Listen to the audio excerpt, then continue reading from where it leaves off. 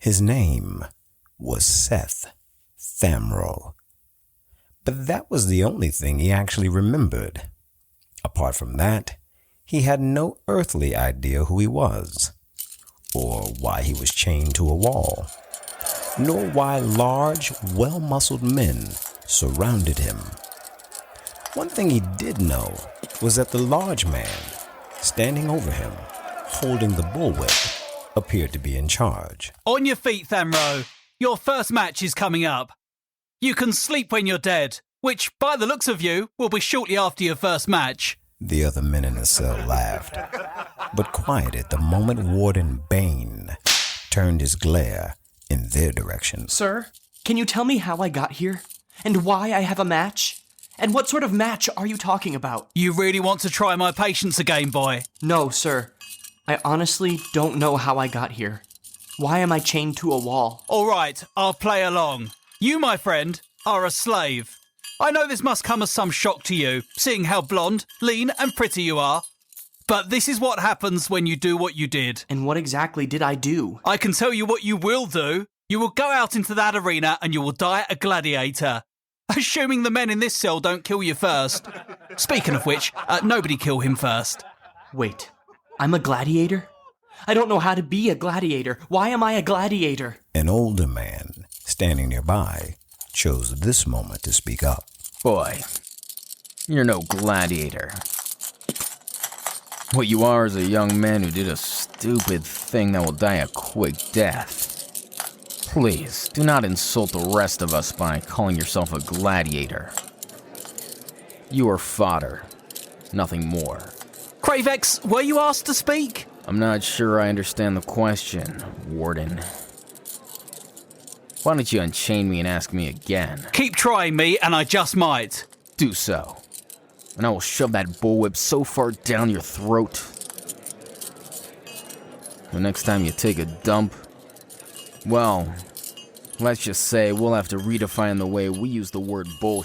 I was the grand champion of this arena before I won my freedom, dog. You know, that story becomes bigger and bigger every time I hear it. There is an easy way to settle this, Warden. Come out of retirement and face me, if you have the stone. Apparently, Mr. Cravex is feeling a bit feisty today. And since you seem to want to fight so badly, I'm going to grant you your wish. Assuming he doesn't get you both killed, I'll gladly take you on after that. Don't worry, sir. I won't get in your way. I promise to not— Shut up, kid. The warden left the holding cell as Cravex wondered what exactly he had gotten himself into. He looked the young man up and down and shook his head. What's your full name, kid? Seth Thamro, sir. And you don't remember anything about why you got arrested and sold into slavery? Nothing about why you're being forced to fight in the arena? No, sir. Well, the lump in your noggin might explain your memory loss. But how you actually got the lump is another question entirely. Can you fight? I don't know. Shut up. Throw a punch at me, kid. Thamro closed his eyes, balled up his fist, and threw the most pathetic blow ever hurled by an arm. Well, if you were aiming for the air next to me, you connected with authority. I've got a better idea. Can you hold a sword? Are you strong enough? I think so, sir. Good. I'll hold our shield. I'll deflect the blows from our opponents while you hack and slash. Sir, I've never actually killed anyone. I thought you lost your memory, kid. Well, yes, sir, I did. Then for all we know, you've killed thousands. Let's go with that. Positive thinking. Thamro nodded as the men chuckled at his expense. Meanwhile, Jenna Kiss and Captain Kronos of the Oslak Guard made their way towards the royal city. Ahead of them, however, the Jarl's Raven reached the king's advisors with news of the Onyx Dragon terrorizing Echo Village. When Jenna and Kronos arrived in the royal city, the king and his advisors were already discussing the situation. What would you have me do? Nothing? Of course not, Your Grace. Far from it. We just feel that a detachment of that size to deal with this beast leaves the royal city vulnerable should the beast descend upon us. Cowards. You only care about your own skins. Your Majesty, if that beast of death were to attack the royal city and leave us in the shambles that our reports from Echo Village are conveying, then our enemies in the surrounding areas would waste no time in attacking us. If that dragon attacks and kills us all, then it won't really matter what our enemies do, will it?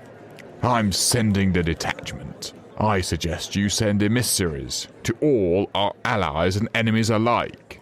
The threat of a dragon may well unite us all. I've always wondered what Ashes and Bone would look like when united in a common cause. What treachery is this? You dare enter the throne room unannounced and uninvited? Calm yourself. Jarl Ranwolf's message spoke of this woman, that he'd sent her here.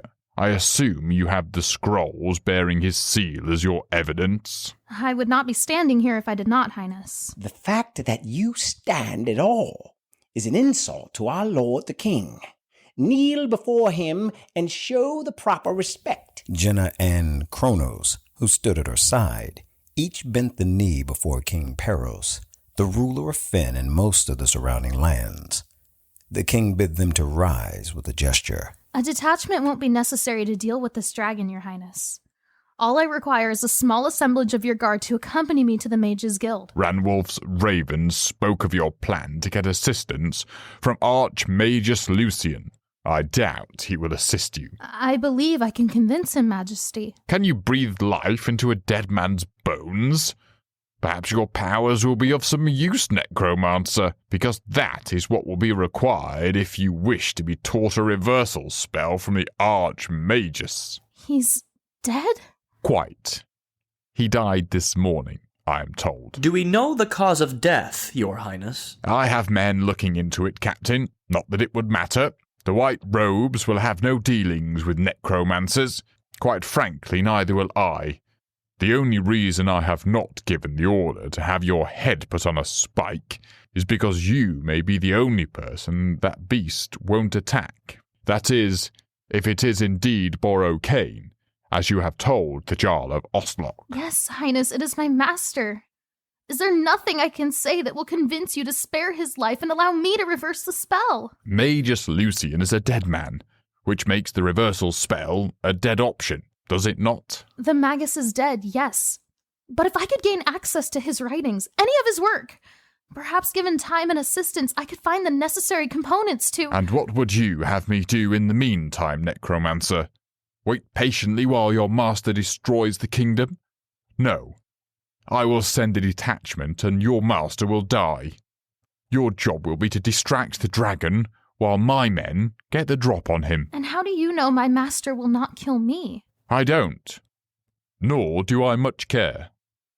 However, I might be more inclined to grant a pardon to you and your magical practices if you assist us, and turn from those practices once your master has been dealt with. Respectfully, Highness, my master will destroy your army as easily as you or I might crush a gnat between our fingers.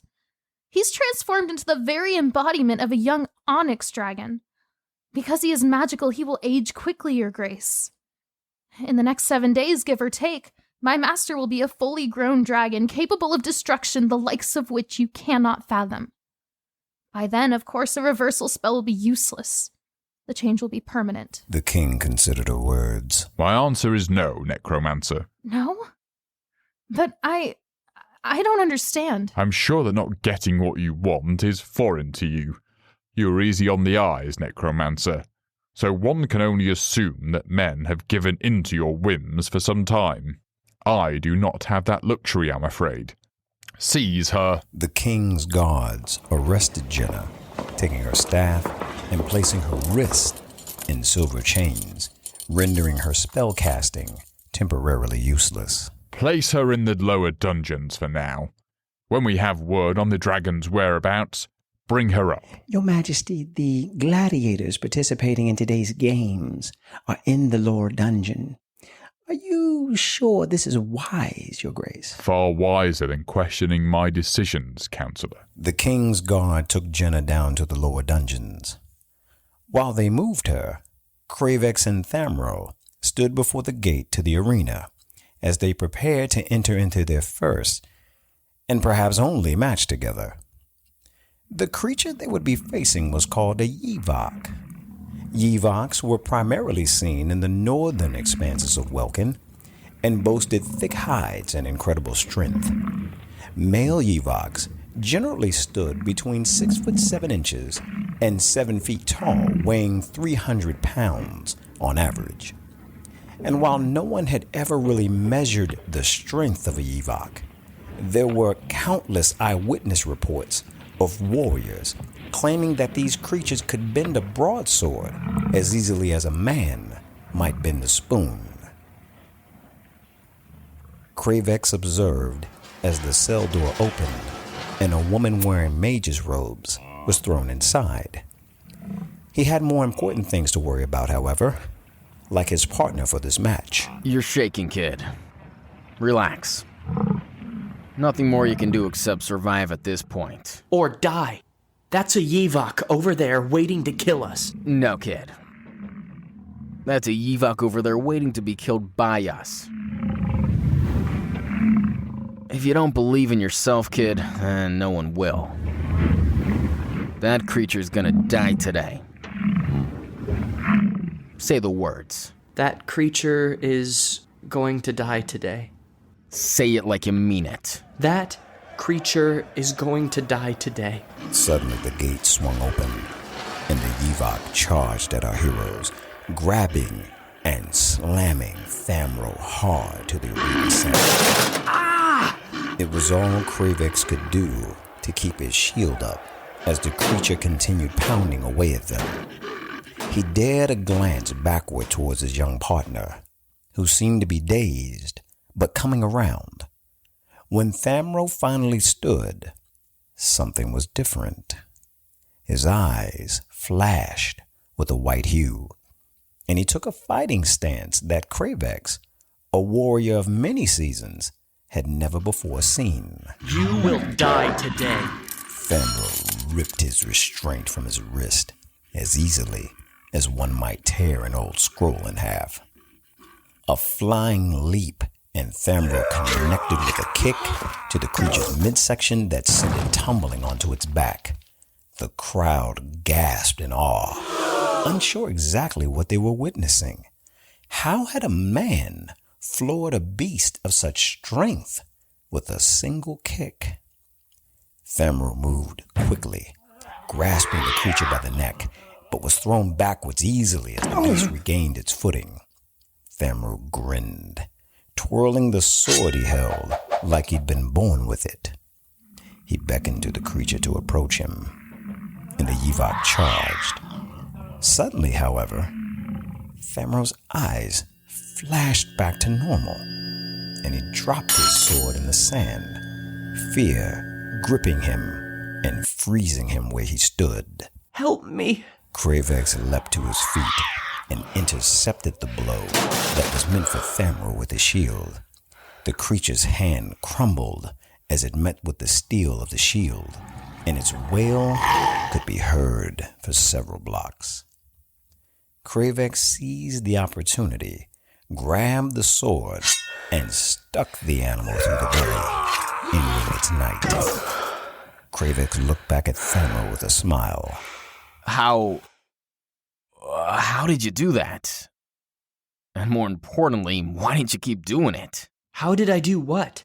Cravex suddenly understood how Thamro might have ended up in the arena by his side. There was certainly more to this young man than the naked eye could reveal, a fact that did not go unnoticed by Jenna Kiss, who was formulating a plan to save her master that, unbeknownst to them, suddenly involved the two victorious gladiators.